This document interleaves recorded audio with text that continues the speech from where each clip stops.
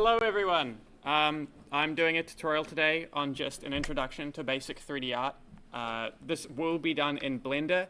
However, most skills are transferable to any 3D application you want to use, whether that's Maya, 3ds Max, a little bit in CAD software, but I wouldn't recommend using that. I doubt any of you will have access to stuff like Maya and 3ds Max because both of those cost like $2,000 a year, but we'll get started.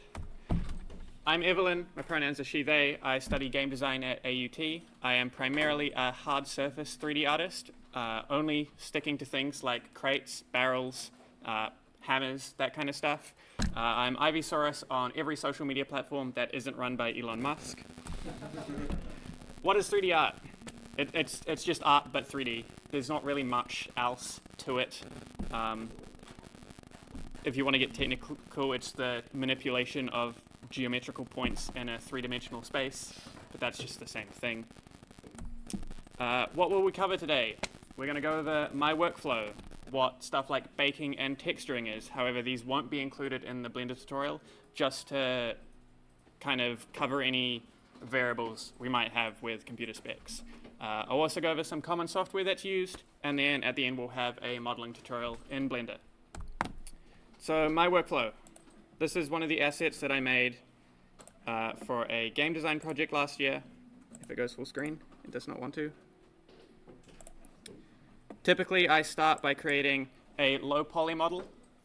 There is a few more steps in making a low poly model. I start by doing a simple block out to get the basic shape, and then I spend a bit more time refining that. After that, I like to UV unwrap the object, which is the process. We'll get into UVs later, actually. But after I UV unwrap it, I typically then do a high poly sculpt to add in any details I might like. And then after doing a high poly sculpt, I start texturing the model.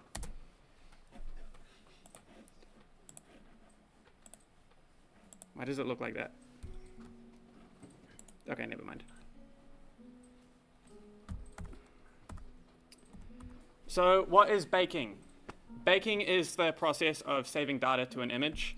This can be things like lighting, AO, metallic and roughness maps, but more commonly it is done with normal maps. Baking normal maps involves taking a high poly model with a lot of detail and basically imprinting it onto a low poly model. We won't bake normal maps today as it requires a lot of performance and they tend to take a while, and Blender likes to crash. What are textures? Textures are the visual part, I guess, of the 3D model to make them not be just gray. They can hold a lot of data for a low performance cost, and they just kind of contribute to everything that makes models look good in games. Up the top blue one, that is what a normal map is. The weird multicolored one, that is what we call a mask map. It has, the way I've done it is every single color channel either represents roughness, metallic, or emission. That's another way of conserving data so that game engines like Unity don't have to render multiple images at once. And then the one at the bottom is our base color. What are UVs?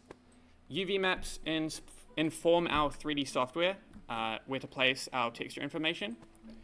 It is effectively a complex version of those cube nets you would have done in primary school where you print out a little paper thing and then fold it and glue it together. But obviously on a much larger scale. This is the UV map that I made for the head that I showed before. It took me about 3-4 hours to do. And there are a lot of more complex kind of things that you have to think about while doing it, which I won't cover today. Being a UV artist is typically regarded as being a whole other kind of section to 3D art. Commonly used software. 3ds Max and Maya were the industry standard for the past decade, I suppose. Nowadays, with Blender being so powerful, it is regarded as Blender is now starting to be used in more indie applications as well as AAA studios. ZBrush is a sculpting software. It is regarded as the best sculpting software. That's a lie, it sucks. But unfortunately, it's also the best there is at the moment, because all sculpting software just kind of isn't nice to use. Blender has built-in sculpting features. I don't recommend using them or relying on them too heavily. They can get really finicky. But if you ever want to try sculpting a model, Blender is probably the best way to go. Like Maya and 3ds Max, ZBrush costs a lot of money a year, I think in the thousands as well. So unless you want to pirate it, then I don't recommend using it. Yeah. In terms of texturing, we have Substance Painter and Substance Designer. These are software that I use pretty frequently and are great for texturing. It means I don't have to rely so heavily on my UVs to make things look good. Armor Paint is the free version of those two things. It doesn't have as many features, but it is still a really powerful tool if you don't have access to Substance Painter or Substance Designer. Substance Painter used to be purchasable on its own until Adobe bought them out, and now it is a subscription service. But you can buy each year's version on Steam for about $250, which is quite cheap compared to other software things. There's also Marmoset Toolbag. I have never used Marmoset Toolbag, but I know it's really powerful. It's great for displaying your models that you create for any portfolio use cases. What we're making today, we're going to make a very simple barrel. It's going to use solid colors so that we don't have to kind of rely on any complex materials. Yeah, that's kind of it. It will be made from very complex shapes, simple primitives. But it should still teach you some foundational kind of skills if you want to create anything else more kind of complicated, whether that be the head or something like this drone or hammer. This hammer is actually pretty simple. It's honestly just a cube kind of extruded in a really weird way. You can get away with a lot when you use textures, but that took me a few years to actually learn. Tutorial time.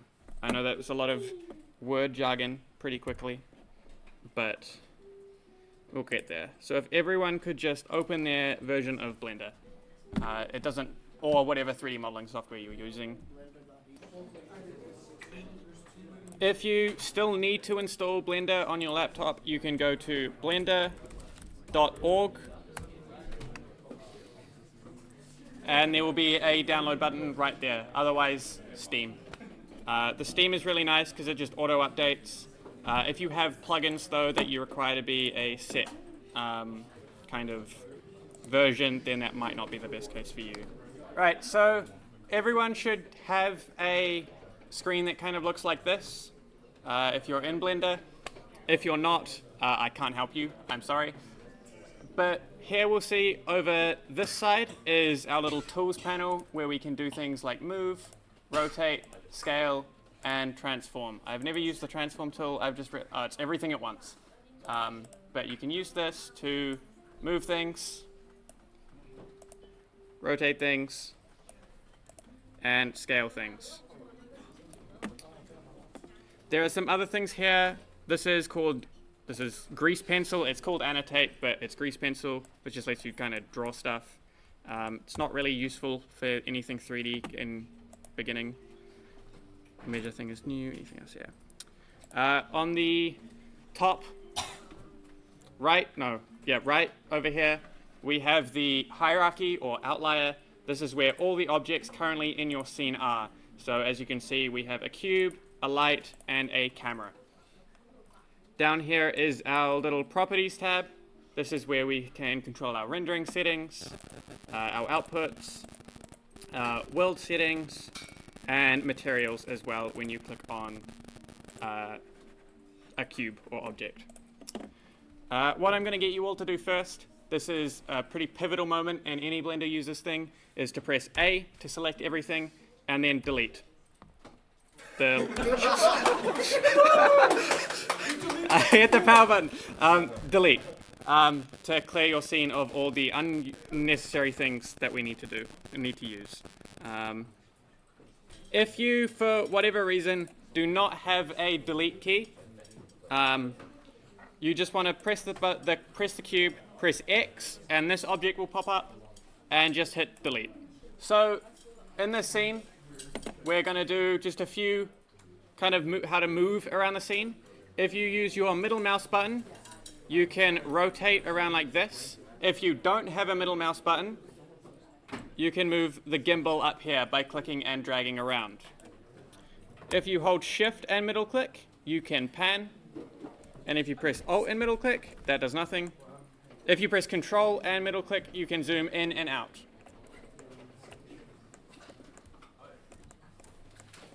To add an object, up in the top here, oh, I forgot to cover these little panels. Up the top here, there are some extra panels here. We have layout, we have modeling, sculpting, UV editing, texture painting, shading, animation, rendering, compositing, and geometry nodes. Geometry nodes are a fun way of making like kind of scriptable objects, I suppose. You can generate a whole lot of meshes inside one mesh.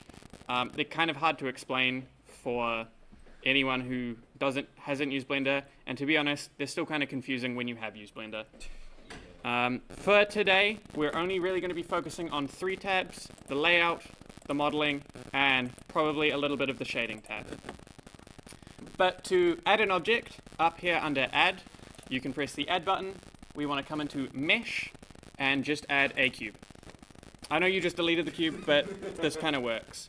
What I'm going to get you to do, I know this is annoying because you just added it, is delete that cube again. And this time, instead of adding something through the Add panel, we're going to press Shift A, which is a shortcut for the Add menu to pop up, and we're going to add a cylinder. If everyone has added a cylinder, if you haven't done anything, this menu should still be here. If it's gone away, just go Shift A and re-add the cylinder till you get this menu to pop up. In Maya, you are able to change these properties of the object however many steps you have done, which I find really nice. Maya does get a bad rap for crashing a lot, but to be honest, so does Blender. Unfortunately, in Blender, as far as I'm aware, you cannot change these kind of details or base details after you have created the object. If there is, I would love to know, because that's quite handy. But currently, the only way to do it is to just re-add a new object. This number vertices up the top controls how many polygons we have kind of rotating around the cube. We then have how wide the cube is with radius, and then how tall the cube is with depth. Capful type n-gon. A n-gon is a shape with any more than 4 sides or 4 points. There is a triangle fan, which if we press tab here, it basically kind of subdivides it up. You may have also heard the term quads, which is any face or polygon that has 4 sides.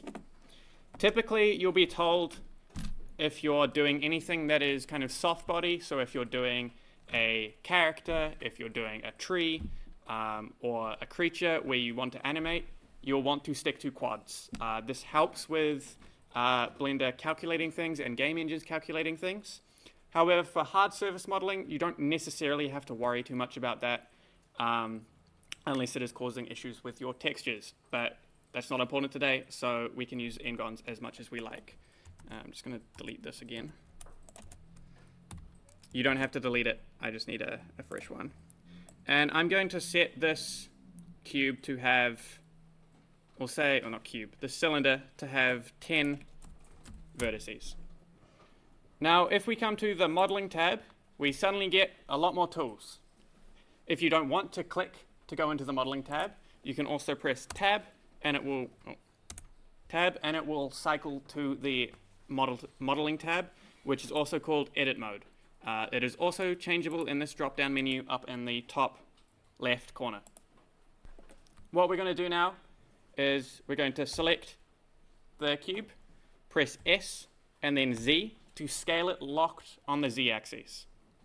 You can also press S and X to scale it on the X or scale it on the Y axis. If you are making changes and you don't want them to happen, you can just right click and it will restore back to what you had before. Otherwise, Control Z if it's already been applied. So again, that is pressing tab or going into the modeling menu up here, so pressing A to select everything, or you could just grab one face, but A to select everything, pressing S and scaling up, pressing S and then Z and scaling up and down. What we are next going to do is over in this menu, there is a tool called the loop cut. This is your best friend when it comes to modeling, as long as you have something called have good edge flow. That is a more complex kind of thing. If your stuff isn't working, you can always use the knife tool to manually cut. But loop cut is really nice. Basically, we're just going to hover over the object and click, and it's going to add a whole bunch of new edges around the center of the object.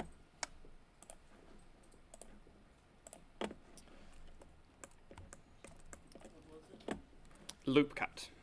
So this one here.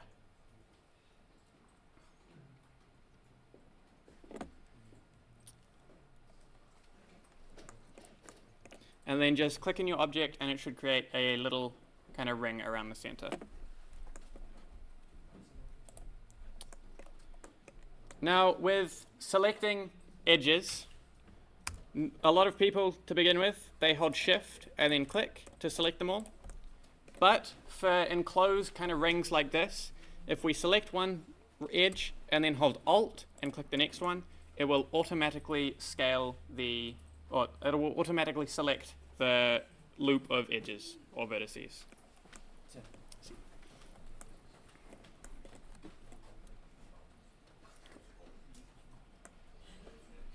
Once that is selected, we can press S again, and you can kind of scale it in and out. What I like to do is, when pressing S, do Shift Z, which locks the scale to only the X and Y axes. If you press Shift X, it scales to the Z and Y axes. And if you press S and Shift Y, it's the X and Z axes. But we just want to exclude, the Z axes. And so just kind of scale it to be a bit more barrel-like in that sense, I guess. If for whatever reason, you've accidentally hit something and your cube, or your cylinder shape thing looks like this, just hold Z and then come to solid over this side. This can also be used to switch between a material preview view, a rendered view, or a wireframe view, but we want to stay on solid for now. Just something I realized now, I haven't shown you guys this, I probably should have from the start. Up here, we have different selection modes. So we have a vertice selection, which lets you pick the individual points, an edge selection, which is individual edges, and then face, which is each face. For now, with scaling out this kind of outside bit here, you'll want to be in edge select. And then it's Alt to select all of them, and then S to scale. Everyone's kind of cylinder should look like this. What we're going to do next is I'm going to show you how to use the separate tool. So what we're going to do is just select one kind of wood piece of this barrel, like this. So I was in face select up here, clicked on one of them and then clicked on the other. And then I'm just going to press P to separate by selection. What this has basically done is, if we come back into object mode, is we've separated this little piece here, which means we can work on this individually and make a more defined kind of thing. You might ask why we're not just editing this later. This is teaching you to, one, how to separate meshes, and it's also a good way to keep in mind your poly count. In a game engine, you don't want to have polygons that you're not seeing. That is a waste of rendering budget. So by doing it this way, we are basically getting rid of anything that is in this kind of area, as well as the back faces that will be here if we're extruding outwards. It's also just easier in general. But with this kind of face here, what I want you to do is now go back into edit mode, and then select this edge here. Actually, no, I'm lying. What you want to do is select both of these faces, and then either you can press this tool here, extrude region, or press E to extrude. And you just kind of want to bring it out a little bit here, to give it some dimensionality. And then one thing I recommend is coming in here, grabbing these faces, and hitting delete and faces. So again, we take our individual face here, press E to extrude it out a little bit, come behind, select the back faces, and then either delete or X and delete the faces. So we should have something that vaguely looks like this, where it's a wooden beam. What I want you to do now is how we selected all of the the ring on the cylinder, is we want to click on this edge here and hold Alt and click. So we select every ring around it. And then I want you to do Control and B, which will allow us to bevel this object a little bit. This panel will pop up afterwards where you can control how many segments are in there. The shape of the bevel, the width of the bevel, and some other stuff. For now, we're just going to change the segments, and we'll give ourselves 2.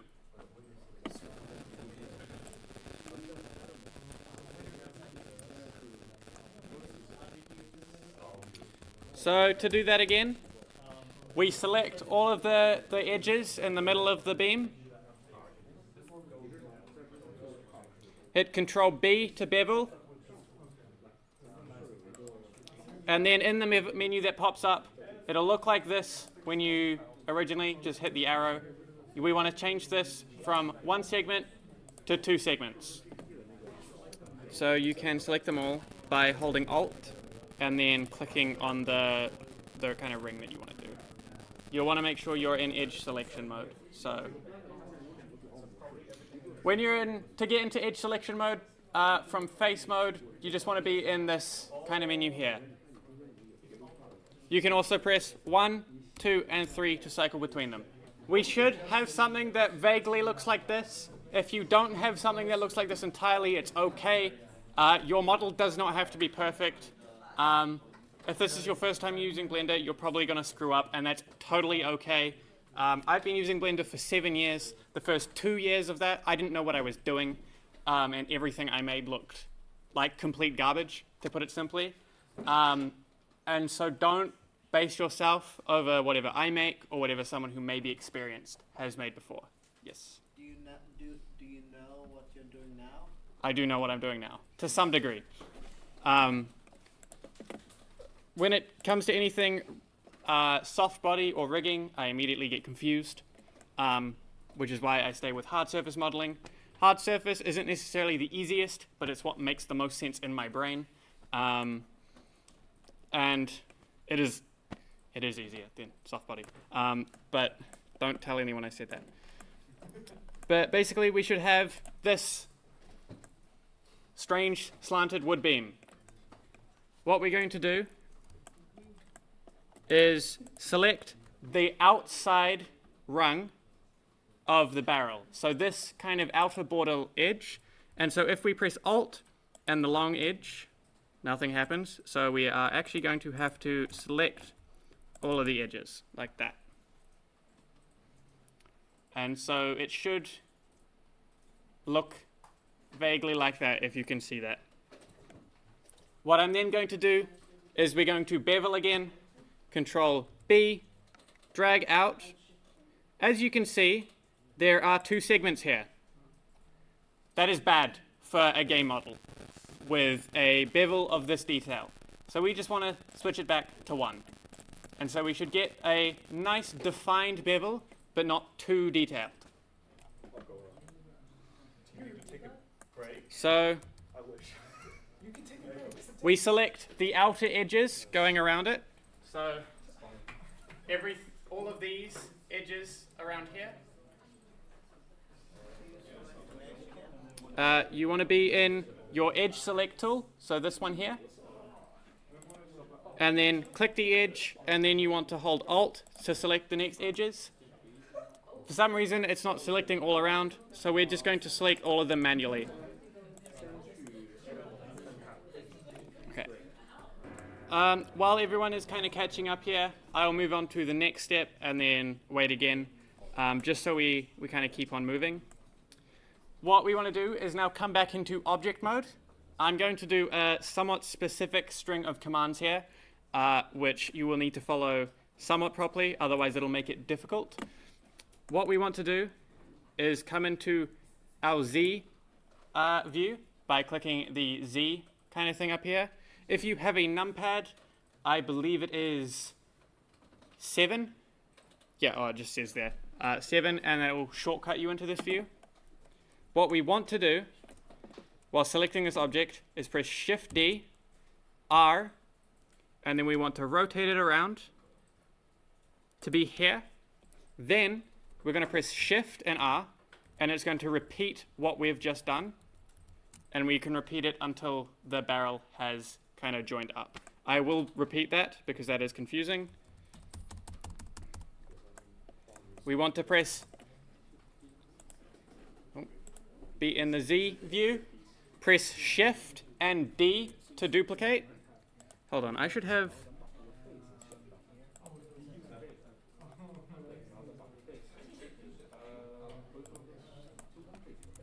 There we go.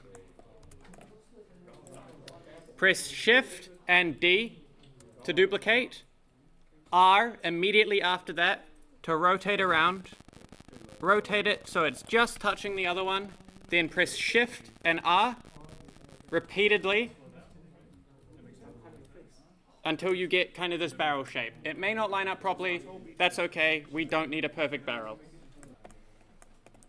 And so you should be left with something that looks vaguely like this.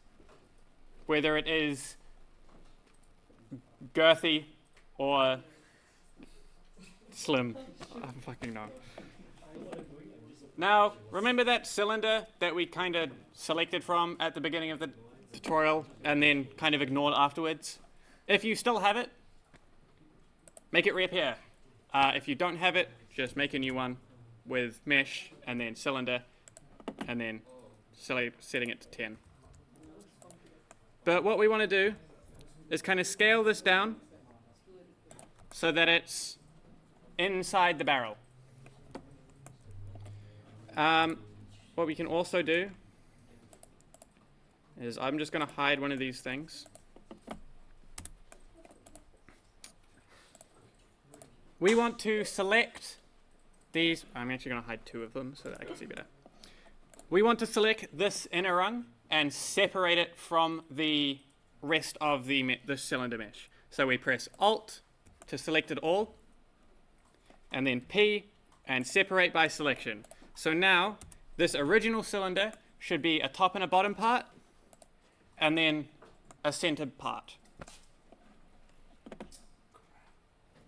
What I then want you to do is scale this out so that it's bigger than the barrel. Press S and scale on the Z and scale it down so that it looks like an iron rung. So it should look like this. It might be easier to just make a new cylinder. Just that's missing. Okay. Guess we are missing. Now, just because I've remembered, some of you may be missing like a little section of your rung because we did delete one of them originally. So it might look like this. We just want to come into edge mode, grab this edge, and press F to fill. And that will fix that issue for you. Okay. Unless you're stuck and being helped, you should have something that kind of looks like this. Some of you may have this be a 3D kind of ring already, but for most people it's going to be very, very thin. Now we could extrude that out, but Blender has these magical tools called modifiers, which make modeling a little bit easier. It is this wrench tool in the properties tab. So down here and click the wrench. We then want to add a modifier while we're selecting on this rung. Search for solidify. And then you can see it gets a little bit of thickness. we want to change this thickness until it is thick enough for us for a rung on the barrel. So that looks good to me, in my opinion. Then, when this is on in object mode, or when you're in object mode again, we want to select this rung and just hit Control A while the modifier tab is open. Oh, no, hold on.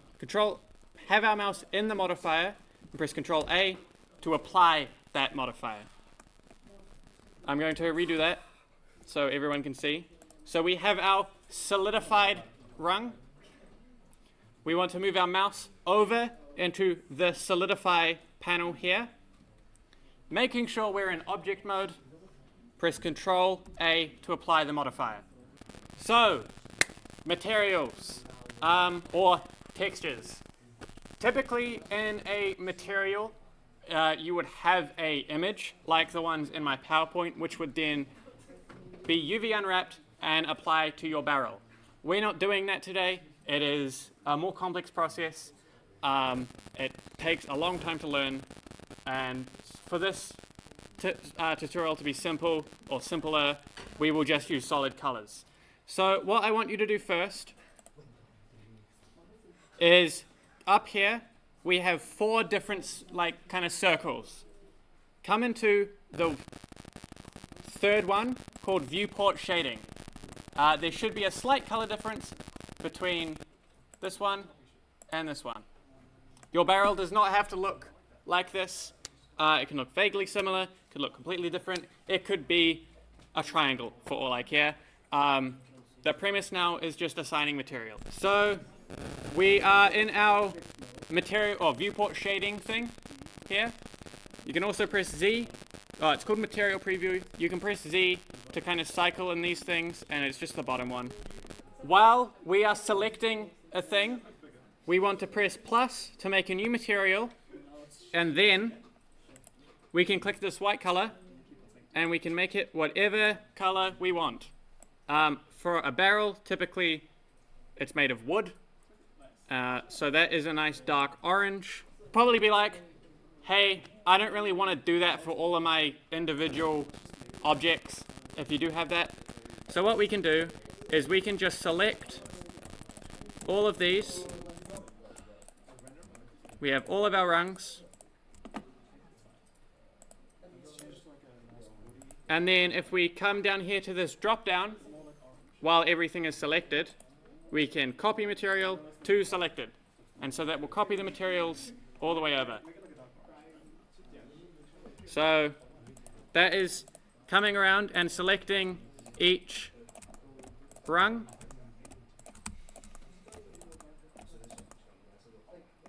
Then we want to press Shift and click the colored one. The drop down arrow over here in the far left. Is that left for you guys? No, far right, sorry. Over here, and we want to do copy material to selected. And that will make them all the color that you have chosen on the other one. So in the thing, in our material, we have this menu. I lowered the color value, which is from white to black, to select a nice orange. For those of you who are not artists, some quick color theory for you. This is a color wheel. It is where all our colors are. This is a value slider from white to black. If you want to make a brown, you'll notice there is no brown on this wheel. That is because brown is orange. You want to select an orange color that you like, and then we want to manipulate this slider down here to make it as dark as we want. The same you could do if you wanted the wood to be more red, yellow, blue if it's an alien barrel. Yeah.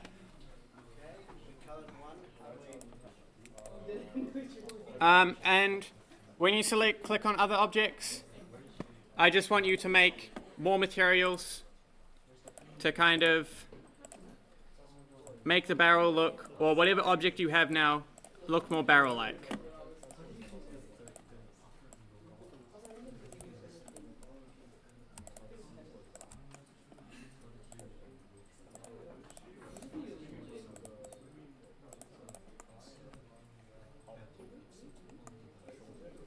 Now, with the textures for the rung, you might want the metal to be shiny. If we come down here, you can see a roughness and a metallic thing. So basically, when we look at an object like this wall, it has a rough surface to it, which means that it doesn't really reflect anything. Compared to glass, which is very smooth. So this reflects a lot. So if we want the metal, iron, whatever it is, to reflect a lot, we want to bring this roughness down. As you can see, it starts getting shinier. Metal isn't completely reflective. There are imperfections. So we would probably want to leave it at about 0.1 in terms of roughness. And then we can bring up the metallic value to make it a bit more accurate to how metal kind of looks. Same with the wood. I don't know if you've ever looked at wood, but it's not really reflective. I mean, there are doors right there that prove that. So we want to bring the roughness all the way up. Now, bringing it all the way up makes it look really flat.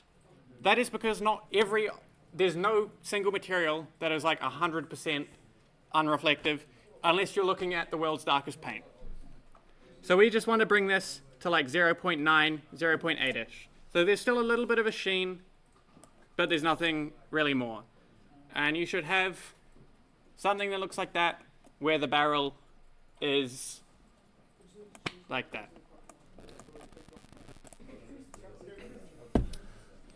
Okay. Now you've made a 3D thing, whether that's a barrel or not a barrel or something that you cannot describe, that is okay. When it comes to using this object in a game engine, we need to export it.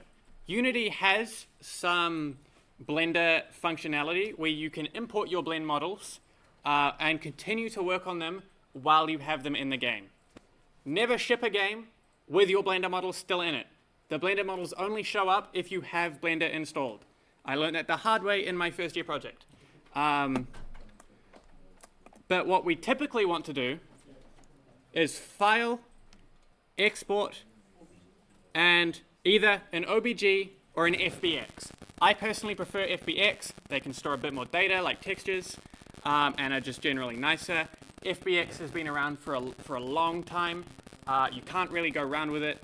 I don't like OBJs. I don't know why I don't like OBJs. I just used FBX first, so I have bias towards them. But you just want to click FBX, and you can then export it and save it wherever. And then you could open Unity and import your model into it. Your textures will not cross over entirely. You do have to manually set them up in Unity. I'm not going to teach you that because that is a whole other can of worms with Unity. You could also import this FBX into Godot if you like to use Godot, or Unreal Engine if you like to use Unreal Engine. Not GameMaker. GameMaker is 2D only. My engine of choice is Unity. I like Unity. I have some relationship with people that work at Unity. And the people that work there are really lovely when they're not the higher-ups. They gave me free shit at New Zealand GDC last year, so I will shill their company as much as I want. But you've exported your asset now. Yippee, you've put it in your game engine. It looks cool. You still have your thing in Blender. Blender, you can render things. I won't show you entirely how to do that. I'm not going to help you render, but I will show you vaguely how to do it, or what I like to do when showcasing my assets.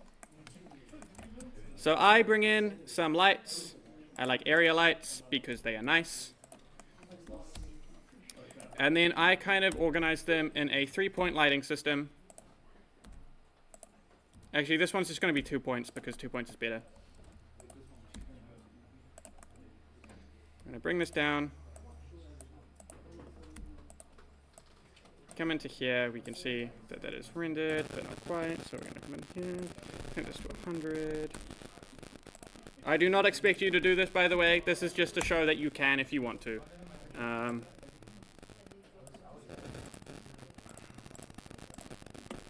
This is fine. Don't put it in cycles. You will break your computer, probably. You can do it on this one. Yeah, I can do it on this one, though. You should do it on this one. I'm going to do it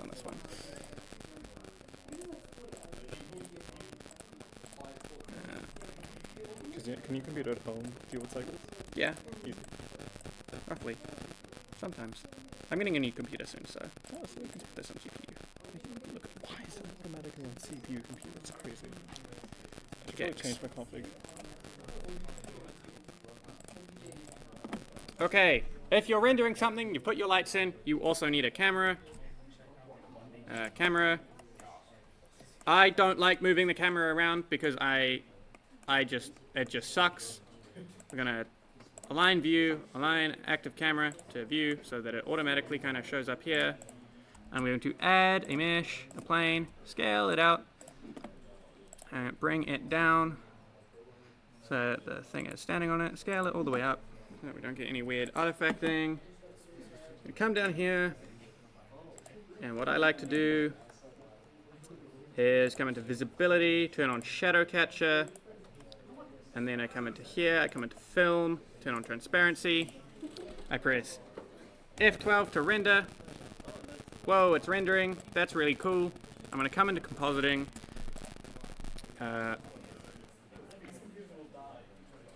viewer.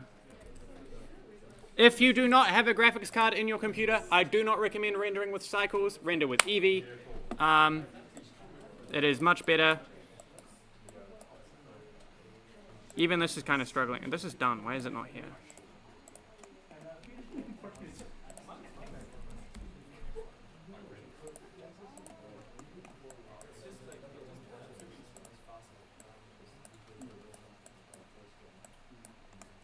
And what I do is I add color.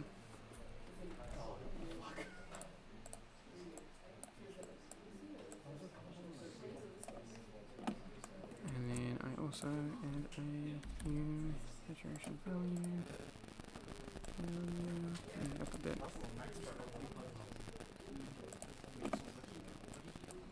This isn't a tutorial thing. This is just me kind of rendering something.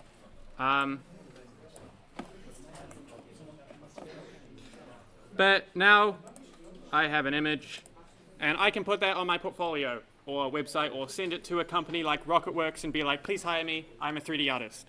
I wouldn't do that until you've got a few years experience and you have more than one object. My portfolio contains about 10 at the moment, and I'm still setting it up. But yeah, congratulations, you made an object and put materials on it. Yeah. If you have any questions, please feel free to come up and ask me, whether it's related to 3D art, stuff with AUT in the games industry, or talking to people in the industry. And if you need help with 3D modeling, I'm Ivysaurus on Discord. Just message me and I will get to you when I can. Don't repeatedly ping me, please. I don't like the ping noise. It's overwhelming. It's annoying. I will respond when I can. I will just come back up here if you need my contact details. But yeah, Ivysaurus. Thank you.